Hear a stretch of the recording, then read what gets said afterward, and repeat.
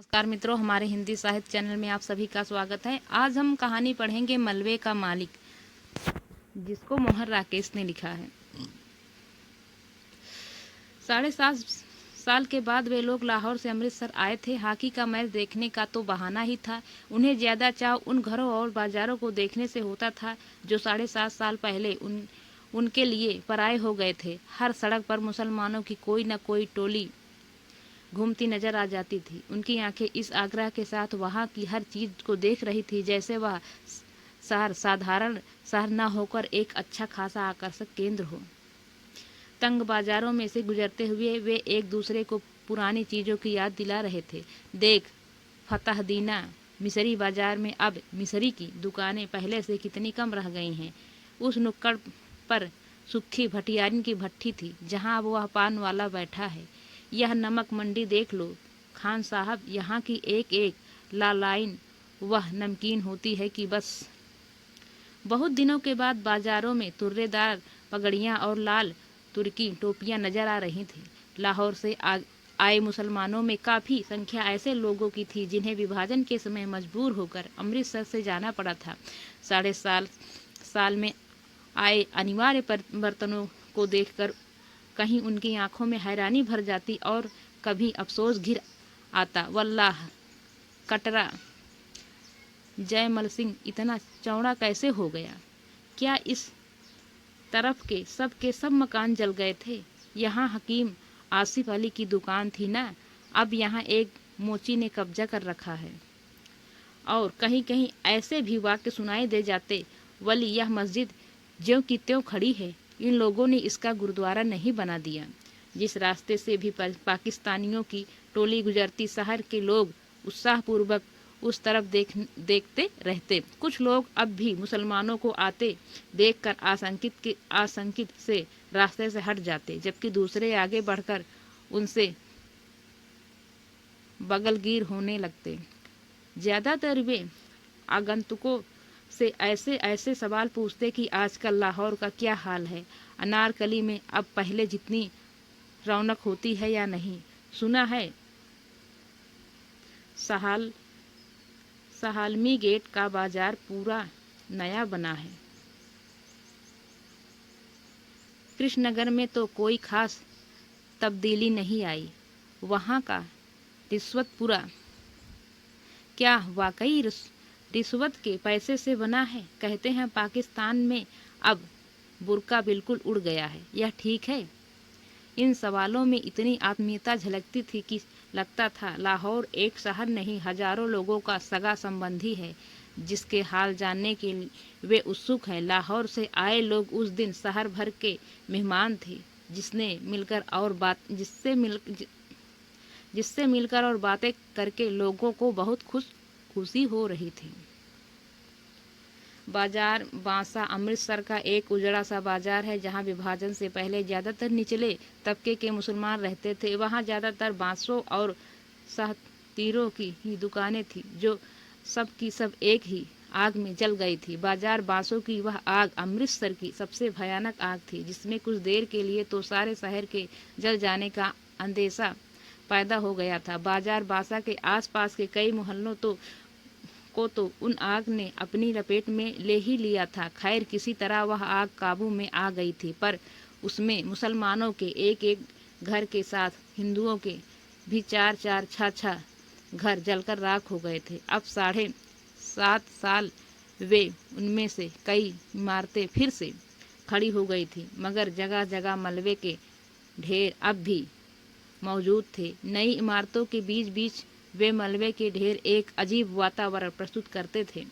बाजार बांसा में उस दिन भी चहल पहल नहीं थी, क्योंकि उस बाजार के रहने वाले ज्यादातर लोग तो अपने मकानों के साथ ही शहीद हो गए थे, और जो बचकर चले गए थे उनमें से शायद किसी में भी लौटकर आने की हिम्मत नहीं रही थी।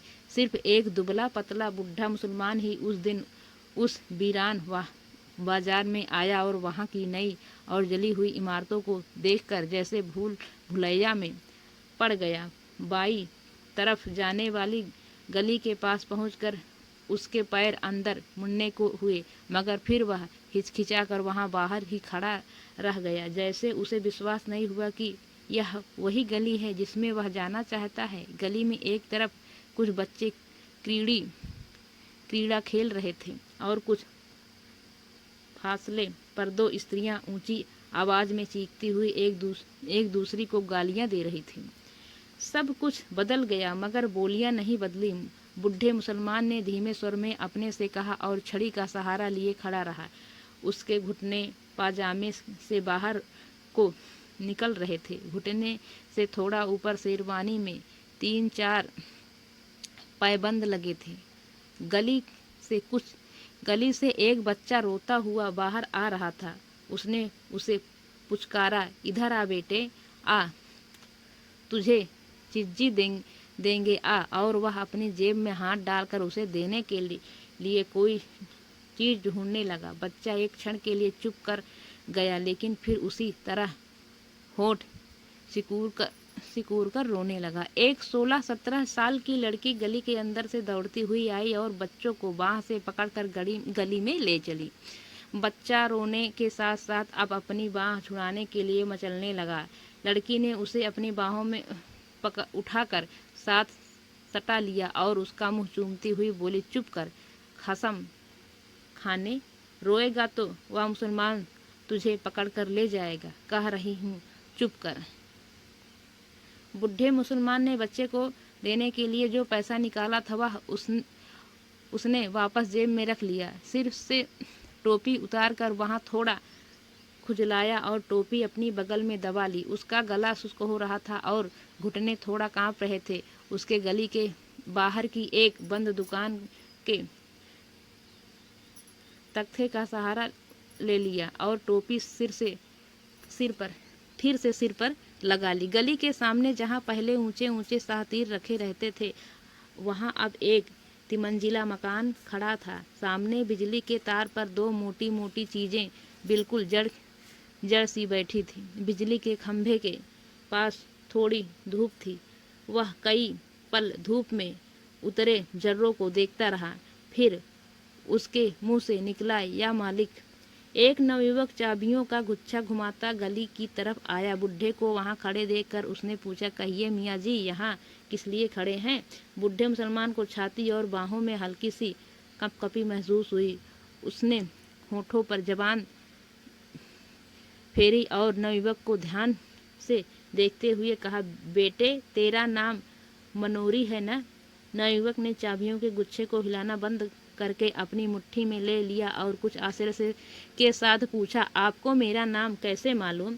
7.5 साल पहले तू इतना सा था, कहकर बुढ़े ने मुस्कुराने की कोशिश की। आप आज पाकिस्तान से आए हैं? हाँ, पहले हम इसी गली में रहते थे, बुढ़े ने कहा। मेरा लड़का चिरागुद्दीन तुम लोगों का दर्जी था।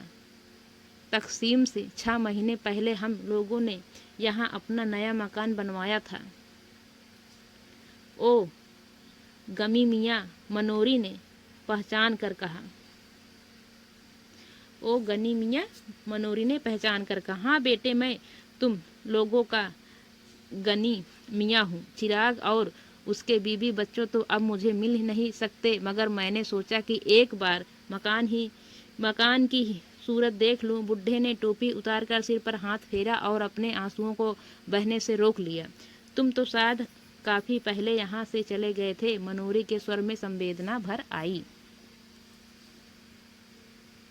हाँ बेटे, यह मेरी बदअक्ती थी कि मैं अकेला पहले निकल चला गया था। यहाँ रहता तो उसके साथ मैं भी।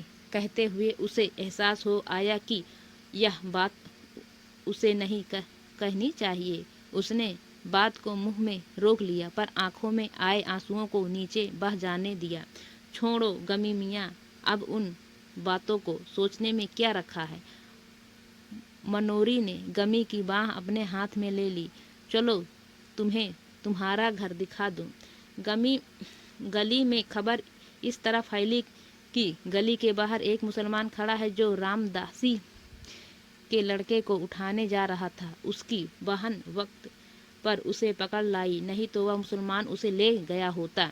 यह खबर मिलते ही जो स्त्रियां गली में पीढ़े बिछाकर बैठी थी, वे पीढ़े उठाकर घरों के अंदर चली गई। गली में खेलते बच्चों को भी उन्होंने पुकार कर घरों के अंदर बुला लिया।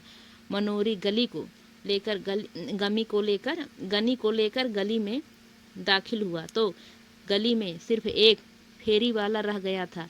यह रखा पहलवान जो कुएं पर उसे पीपल के नीचे बिखर कर सोया था। हाँ, घरों की खिड़कियों में से और किवाड़ों के पीछे से कई चेहरे गली में झांक रहे थे। मनोरी के साथ गनी को आते देखकर उनमें हल्की चेहमेगोइयां शुरू हो गई। दाढ़ी के सब बाल सफेद हो जाने के बावजूद चिरागुद्दीन के बाप अब्दुल गनी को पहचानने में लोगों को दिक्कत न हुई। वह था तुम्हारा मकान। मनोरी ने दूर से एक मलबे की तरफ इशारा किया। गनी पल भर ठिठक कर फटी फटी आंखों से उस तरफ देखता रहा। चिराग और उसके बीवी बच्चों की मौत को वह काफी पहले स्वीकार कर चुका था, मगर अपने नए मकान को इस शक्ल में देखकर उसे जो झुरझुरी हुई उसके लिए वह तैयार नहीं था। उसकी जबान पहले से और शुष्क हो गई और घुटने भी ज्यादा कांपने लगे। यह मलबा उसने विश्वास के साथ पूछ लिया। मनोरी ने उसके चेहरे के बदले हुए रंग को देखा। उसकी बाह को थोड़ा और सहारा देकर जड़ से स्वर में उत्तर दिया, तुम्हारा मकान उन्हीं दिनों जल गया था। गमी छड़ी के सहारे चलता हुआ किसी तरह मलबे के पास पहुंच गया। मलबे में अब मिट्टी ही मिट्टी थी, जिसमें से जहां तहां टूटी और जली हुई ईंटें बाहर झांक रही थी। लोहे और लकड़ी का सामान उसमें से कब का निकाला जा चुका था। केवल एक जले हुए दरवाजे का चौखट न जाने कैसे बचा रह गया था। पीछे की तरफ 2 जली हुई अलमारियां थी, जिनकी आलिख पर अब सफेदी की हल्की हल्की तह उभर आई थी। उस मलबे को पास से देखकर गनी ने कहा, यह बाकी रह गया है यह, और उसके घुटने जैसे जवाब दे गए और वह वहीं जले हुए चौखट को पकड़कर बैठ गया। क्षण भर बाद उसका सिर भी चौखट से जा सटा और उसके मुंह से बिलखने की सी आवाज निकली, हाय ओए चिरागदीना। जले हुए किवाड़ का वह चौखट मलबे में से सिर निकाले 7.5 साल खड़ा हो रहा था। खड़ा तो था, पर उसकी लकड़ी बुरी तरह भुरभुरा गई थी। गनी के सिर के छूने से उसमें कई रेसे झड़कर आसपास बिखर गए। कुछ रेसे गनी की टोपी और बालों पर आ रहे। उन रेसों के साथ एक केचुआ भी नीचे गिरा, जो गनी के पैर से 6-8 इंच दूर नाली के साथ साथ बनी ईंटों की पटरी पर इधर उधर सरसराने लगा। वह छिपने के लिए सुराग ढूंढता हुआ जरा सा सिर उठाता, पर कोई जगह न पाकर 2-1 बार सिर पटकने के बाद दूसरी तरफ मुड़ जाता। खिड़कियों से झांकने वाले चेहरों की संख्या पहले से कहीं ज्यादा हो गई थी। उनमें चेहमेगोइयां चल रही थी कि आज कुछ न कुछ जरूर होगा। चिरागुद्दीन का बाप गनी आ गया है, इसलिए 7.5 साल पहले की वह सारी घटना आज अपने आप खुल जाएगी। लोगों को लग रहा था जैसे वह मलबा ही गनी को सारी कहानी सुना देगा कि शाम के वक्त चिराग ऊपर के कमरे में खाना खा रहा था। जब रक्के पहलवान ने उसे नीचे बुलाया, कहा कि वह 1 मिनट आकर उसकी बात सुन ले। पहलवान उन दिनों गली का बदमाश था। वहाँ के हिंदुओं पर ही उसका काफी दबदबा था। चिराग तो खैर मुसलमान था। चिराग हाथ का कौर बीच में ही छोड़कर नीचे उतर आया।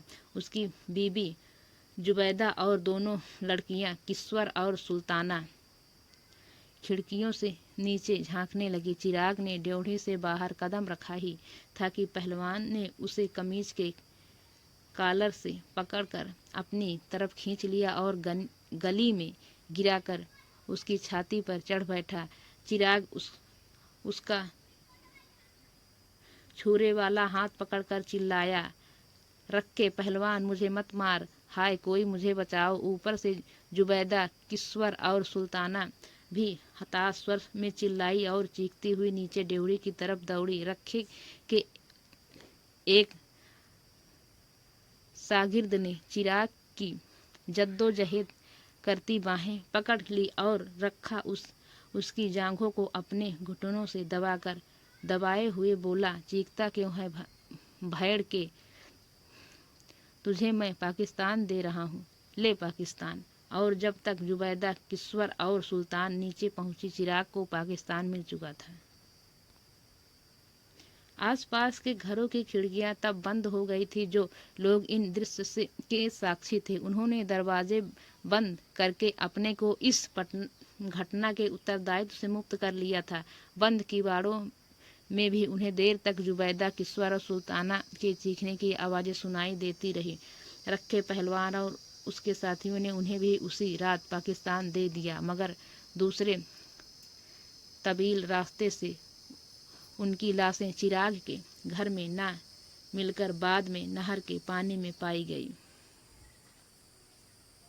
2 दिन चिराग के घर की छानबीन होती रही थी। जब उसका सारा सामान लूटा जा चुका तो न जाने किसने उस घर को आग लगा दी थी। रखे पहलवान ने तब कसम खाई थी कि वह आग लगाने वाले को जिंदा जमीन में गाड़ देगा, क्योंकि उस मकान पर नजर रखकर ही उसने चिराग को मारने का निश्चय किया था। उसने उस मकान को शुद्ध करने के लिए हवन सामग्री भी ला रखी थी, मगर आग लगाने वाले का तब से आज तक पता नहीं चल सका था। अब 7.5 साल से रखा उस मलबे को अपनी जायदाद समझता आ रहा था, जहाँ ना वह किसी को गाय भैंस बांधने देता और ना ही खुमचा लगाने देता था। उस मलबे के बिना उसकी इजाज़त के कोई एक ईंट भी नहीं निकाल सकता था। लोग आशा कर रहे थे कि यह सारी कहानी जरूर किसी न किसी तरह गनी तक पहुंच जाएगी। जैसे मलबे को देखकर ही उसे सारी घटना का पता चल जाएगा, और गनी मलबे की मिट्टी को नाखूनों से खोद कर अपने ऊपर डाल रहा था और दरवाजे के चौखट को बाह में लिए हुए रो रहा था। बोल चिराग दीना, बोल, तू कहाँ चला गया? ओए ओ किश्वर, ओ सुल्ताना, हाय मेरे बच्चे, ओए गनी को पीछे क्यों छोड़ दिया? ओए। और भुरभुरे किवाड़ से लकड़ी के रेशे झड़ते जा रहे थे। पीपल के नीचे सोए रखे पहलवान को जाने किसी ने जगा दिया, यह वह खुद ही जाग गया। यह जानकर कि पाकिस्तान से अब्दुल गनी आया है और अपने मकान के मलबे पर बैठा है, उसके गले में थोड़ा झाग उठ आया, जिससे उसे खांसी आ गई और उसने कुएं के फर्श पर थूक दिया। मलबे की तरफ देखकर उसकी छाती से धौंकने की सी आवाज निकली और उसका निचला होंठ थोड़ा बाहर को फैल आया। गनी अपने मलबे पर बैठा है, उसके शागिर्द छल्ले पहलवान ने उसके पास आकर बैठते हुए कहा। गनी अपने मलबे पर बैठा है, उसके सारदिन लच्छे पहलवान ने उसके पास आकर बैठते हुए कहा। मलबा उसका कैसे है? मलबा हमारा है, पहलवान ने झाग से घरघराई आवाज में कहा, मगर वह वहां बैठा है। लच्छे ने आंखों में एक रहस्यमय संकेत लाकर कहा, कहाँ लाकर बैठा है, बैठा रहे, तू चिलम ला। रखे की टांगे थोड़ी फैल गई और उसने अपनी नंगी जांघों पर हाथ फेर लिया। मनोरी ने अगर उसे कुछ बता दिया तो लच्छे ने चिलम भरने के लिए उठते हुए उसी रहस्यपूर्ण ढंग से कहा, मनोरी की क्या सामत आई है? लच्छा चला गया।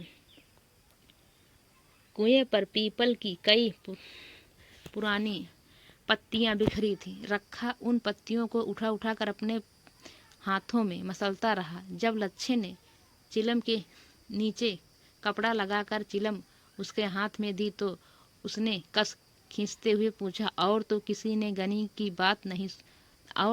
से गनी की बात नहीं हुई? नहीं। ले। और उसने खांसते हुए चिलम छल्ले के हाथ में दे दी। उन्होंने चिलम लच्छे के हाथ में दे दी। मनोरी गनी की बाह पकड़े मलबे की तरफ से आ रहा था। लच्छा उकड़ू होकर चिलम के लंबे लंबे कस खींचने लगा। उसकी आंखें आधा क्षण रखे के चेहरे पर टिकती और आधा क्षण गनी की तरफ लगी रहती।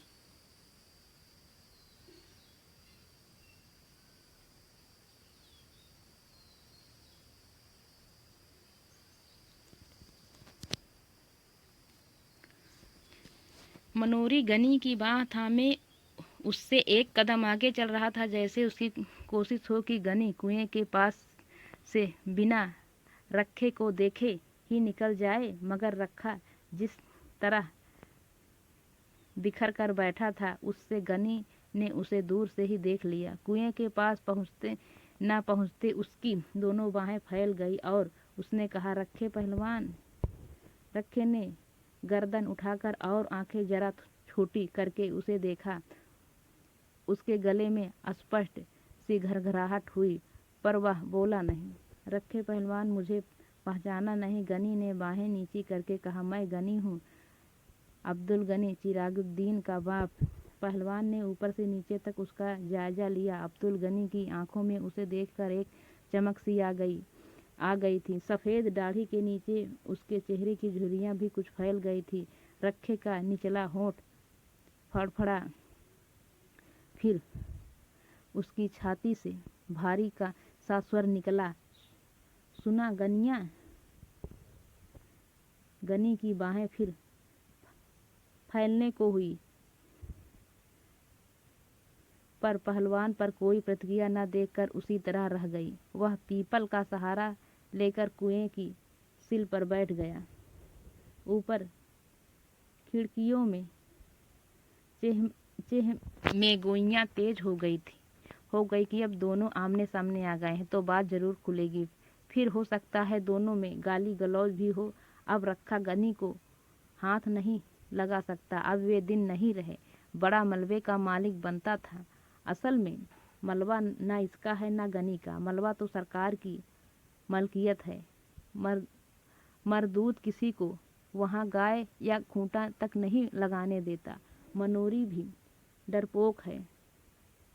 इसने गनी को बता क्यों नहीं दिया कि रखे ने ही चिराग और उसके बीवी बच्चों को मारा है? रखा आदमी नहीं, सांड है।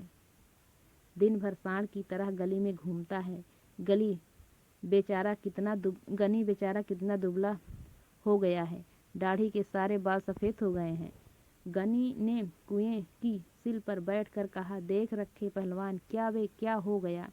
क्या हो गया? भरा पूरा घर छोड़कर गया था और आज यहाँ यह मिट्टी देखने आया हूँ। बसे घर की आज यही निशानी रह गई है। तू सच पूछे तो मेरा यह मिट्टी भी छोड़कर जाने को मन नहीं करता। और उसकी आंखें फिर छलछला आई।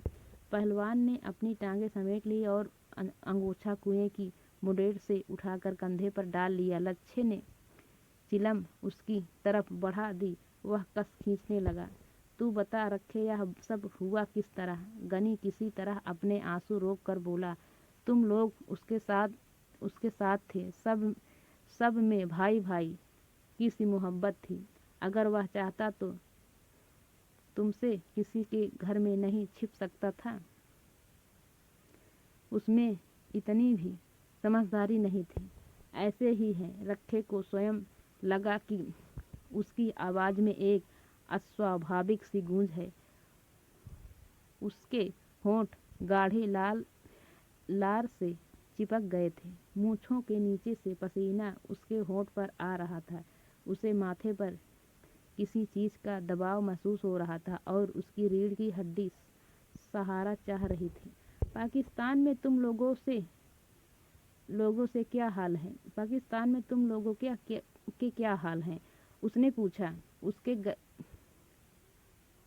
उसके गले की नसों में एक तनाव आ गया था।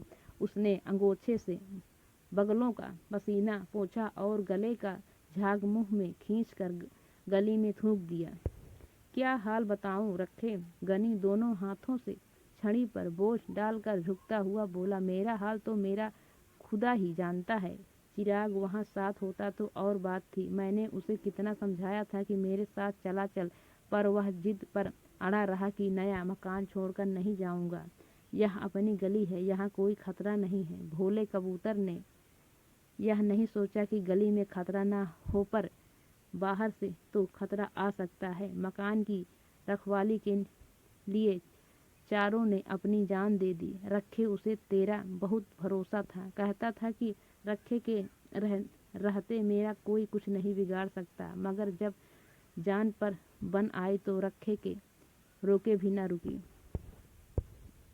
रखे ने सीधा होने की चेष्टा की, क्योंकि उसकी रीढ़ की हड्डी बहुत दर्द कर रही थी। अपनी कमर और जांघों के जोड़ पर उसे सख्त दबाव महसूस हो रहा था। पेट की हथेलियों के पास से जैसे कोई चीज उसकी सांस को रोक रही थी। उसका सारा जिस्म पसीने से भीग गया था और उसके तलुओं में चुनचुनाहट हो रही थी। बीच बीच में नीली फुलझड़ियां सी ऊपर से उतरी और तैरती हुई उसकी आंखों के सामने से निकल जाती। उसे अपनी जबान और होठों के बीच एक फासला सा महसूस हो रहा था। उसने अंगोछे से होठों के कोनों को साफ किया, साथ ही उसके मुंह से निकला, हे प्रभु, तू ही है, तू ही है, तू ही है। गनी ने देखा कि पहलवान के होंठ सूख रहे हैं और उसकी आंखों के इर्द गिर्द दायरे गहरे हो गए हैं। वह उसके कंधे पर हाथ रखकर बोला, जो होना था हो गया रखिया, उसे अब कोई लौटा थोड़े ही सकता है। खुदा नेक की नेकी बनाए रखे और बल की बदी माफ़ करे, और बद की बदी माफ़ करे। मैंने अगर तुम लोगों को देख लिया सो समझूंगा कि चिराग को देख लिया। अल्लाह तुम्हें सेहतमंद रखे। और वह छड़ी के सहारे उठ खड़ा हुआ। चलते हुए उसने कहा, अच्छा रखे पहलवान। रखे के गले से मध्यम सी आवाज़ निकली। अंगोछा लिए हुए उसके दोनों हाथ जुड़ गए। गनी हसरत भरी नज़र से आसपास देखता हुआ धीरे धीरे गली से बाहर चला गया। ऊपर खिड़कियों में थोड़ी देर चहमगोइयाँ चलती रही कि मनोरी ने गली से बाहर निकाल कर जरूर गनी को सब कुछ बता दिया होगा कि गनी के सामने रखे का तालू कैसे सूक्ष्म हो गया था। रखा अब किस मुंह से लोगों को मलबे पर गाय बांधने से रोकेगा। बेचारी जुबैदा कितनी अच्छी थी। वह रखे मरदूद का घर न घाट, इसे किसी की माँ बहन का लिहाज था। थोड़ी देर में स्त्रियां घरों से गली में उतर आई। बच्चे गली में गुल्ली डंडा खेलने लगे। दो 12-13 साल की लड़कियां किसी बात पर एक दूसरे से गुत्थम गुत्था हो गई। रखा गहरी शाम तक कुएं पर बैठे खखारता और चिलम फूंकता रहा। कई लोगों ने वहां गुजरते हुए उससे पूछा, रखे साहब, सुना है आज गनी पाकिस्तान से आया था? हाँ आया था, रखे ने हर बार एक ही उत्तर दिया। फिर कुछ नहीं, चला गया। रात होने पर रखा रोज की तरह गली के बाहर बाईं तरफ की दुकान के तख्ते पर आ बैठा। रोज वह रास्ते से गुजरने वाले परिचित लोगों को आवाज दे देकर पास बुला लेता था और उन्हें सट्टे के गुर और सेहत के नुस्खे बताता रहता था। मगर उस दिन वह वहाँ बैठा लच्छे को अपनी वैष्णो देवी की उस यात्रा का वर्णन सुनाता रहा जो उसने 15 साल पहले की थी। लच्छे को भेज कर वह गली में आया तो मलबे के पास लोकू पंडित की भैंस को देखकर वह आदत के मुताबिक उसे धक्के दे देकर हटाने लगा। तत तत तत तत तत भैंस को हटाकर वह सुस्ताने के लिए मलबे के चौखट पर बैठ गया। गली उस समय सुनसान थी। कमेटी की बत्ती न होने से वहाँ शाम से ही अंधेरा हो जाता था। मलबे के नीचे नाली का पानी हल्की आवाज करता बह रहा था। रात की खामोशी को काटती हुई कई तरह की हल्की हल्की आवाजें मलबे की मिट्टी में से सुनाई दे रही थी। चू चू चू, चिक चिक चिक, किर किर, री री, चिर एक भटका हुआ कौवा ना जाने कहाँ से उड़कर उस चौखट पर आ बैठा। इससे लकड़ी के कई रेशे इधर उधर छितरा गए। कौवे के वहाँ बैठते ना बैठते मलबे के एक कोने में लेटा हुआ कुत्ता गुर्रा कर उठा और जोर जोर से भौंकने लगा। भौं वौं औं वौं। कौवा कुछ देर सहमा सा चौखट पर बैठा रहा, फिर पंख फड़फड़ा कर कुएं के पीपल पर चला गया। कौवे के उड़ जाने पर कुत्ता और नीचे उतर आया और पहलवान की तरफ मुँह करके भौंकने लगा। पहलवान उसे हटाने के लिए भारी आवाज में बोला, दुर्र दुर्र दुर्र दुर्रे, मगर कुत्ता और पास आकर भौंकने लगा, वौं औं वौं वौं वौं वौं। पहलवान ने एक ढेला उठाकर कुत्ते की तरफ फेंका। कुत्ता थोड़ी पीछे हट गया, पर उसका भौंकना बंद नहीं हुआ। पहलवान कुत्ते को माँ की गाली देकर वहाँ से उठ खड़ा हुआ और धीरे धीरे जाकर कुएं की सिल पर लेट गया। उसके वहाँ से हटते ही कुत्ता गली में उतर आया और कुएं की तरफ मुँह करके भौंकने लगा। काफी देर भौंकने के बाद जब उसे गली में कोई प्राणी चलता फिरता नजर नहीं आया तो वह एक बार कान झटक कर मलबे पर लौट गया और वहाँ कोने में बैठकर गुर्राने लगा। इस तरह यह कहानी समाप्त होती है। मलबे का मालिक।